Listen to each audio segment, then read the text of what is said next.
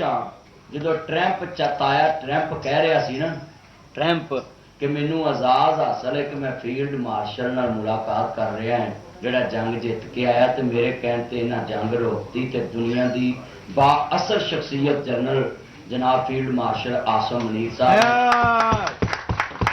ते मैनू ये बड़ा फखर होया भी लोकी कहंदे सी भी पाकिस्तानी हुकूमतां अमरीका दीयां मिन्नतां करदियां ते आज़ाद समझदियां सानू कल नाबे वाला फखर होया कि अज ट्रंप कह रहा कि मैनू आज़ाद है कि पाकिस्तान का चीफ ऑफ आर्मी स्टाफ हमें मिला है।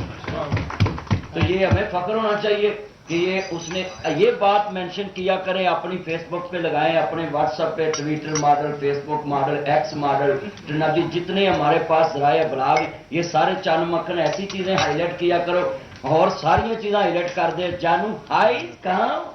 तो ये चीज़ें भी मेंशन कर दिया करो साथ ताकि पाकिस्तान की इज्जत हो। तो यहाँ मैं और बात भी कहूँगा कि पाकिस्तान के तरफ ਜਿਹੜੇ ਬੰਦੇ ਕਹਿੰਦੇ ਸੀ ਨਾ ਜੀ ਪਾਕਿस्तान ਦੇ ਕੋਲ ਤੇ ਟੈਂਕਾਂ 'ਚ ਤੇਲ ਪਾ ਕੇ ਜਨਾਬ ਵਾਲਾ ਚਲਾਉਣ ਦੇ ਵਾਸਤੇ ਨਾ ਜੀ ਪੈਸੇ ਨਹੀਂ ਹੈਗੇ ਤੇ ਤੇਲ ਨਹੀਂ ਹੈਗਾ, ਮੈਂ ਉਹਨਾਂ ਨੂੰ ਕਹਿਣਾ ਵਾਂ ਚੰਨਾ ਅਸੀਂ 14 ਅਗਸਤ ਤੇ ਮੋਟਰਸਾਈਕਲਾਂ ਗੱਡੀਆਂ 'ਚ ਇੰਨਾ ਤੇਲ ਸਾੜ ਦਿੰਦੇ ਆ ਕਿ ਸਾਨੂੰ ਹਕੂਮਤ ਆਂਦੀ ਹੈ ਬਸ ਗੱਡੀਆਂ ਲੈ ਕੇ ਘਰ ਵੜ ਜਾਓ ਤੇ ਤੂੰ ਟੈਂਕਾਂ ਦੀ ਗੱਲ ਕਰਨਾ ਵਾ। ਟੈਂਕ ਤੇ ਸਾਨੂੰ ਬਚਾਉਣ ਦੀ ਅਲਾਮਤ ਹੈ ਤੇ ਅਸੀਂ ਦੁਨੀਆ ਨੂੰ ਦੱਸ ਦਿੱਤਾ ਹੈ ਟੈਂਕਾਂ ਤੱਕ ਤੇ ਨੌਬਤ ਹੀ ਨਹੀਂ ਆਈ। ਅਸੀਂ 2-4 ਮਿੰਟਾਂ 'ਚ ਦੱਸਦਾ ਵਾ ਵੀ ਸਾਡੇ ਸ਼ੇਖ ਰਸ਼ੀਦ ਦੀ ਸ਼ਾਦੀ ਤੇ ਹੋਣੀ ਕੋਈ ਨਹੀਂ ਜੇ ਫਤਹ ਅਸੀਂ ਹਾਸਲ ਕਰ ਲਈ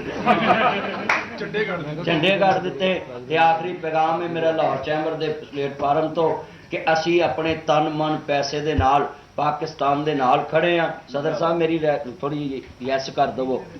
सदर साहब भी, नायब सदर साहब भी ते सरदार बिशन सिंह साहब भी, ये सारे मेरे चंद ते मुफ्ती आशिक साहब ते इधर मेरे चंद नाजी उलमा कौंसल के सदर थे और मेरे चंद मक्खन जिन्हें बैठे इन्हों का मैंने नाम याद नहीं, माफ़ करना मैं कड़ा नादरा च लगा है ये सारे मेरे चंद ने। मैं इन्हों दे विच ऐलान करना है पाक फौज वास्ते कि जिहड़ी साडी पाक फौज है वो घबराए ना करे कि जनाब आवाम दे विच कोई तफरीक है फौज की नाबे वाला बारे कोई गल है, कुछ नहीं रहे। बस तुसी एक गल याद रखना, जदों मोदी साडे वाल वेखे ते तुसी इंज ही वेख्या जी जिवें 10 मई नूं वेख्या ते नाबे वाला उन्होंने दस दिता वा दुनिया के उत्ते कि असीं जनाबे वाला तैयार हाँ। ते बाकी रही गल मोदी दी, हर इलैक्शन च कहना मैं पाकिस्तान ते हमला करना ते मैं इंज करना है ते भाई असीं किहड़ा एटम बम शेख रशीद दे विआह वास्ते रखिया है, असीं तेरे लिए रखिया है, वो चलाउणा है। इंशाअल्लाह पाकिस्तान क़यामत तक आबाद रहेगा, पाकिस्तान इंशाअल्लाह जिंदाबाद रहेगा। और मैं कायदे-ए-आज़म मोहम्मद अली जिन्ना रहमतुल्लाह अलैह को सलूट करता हूँ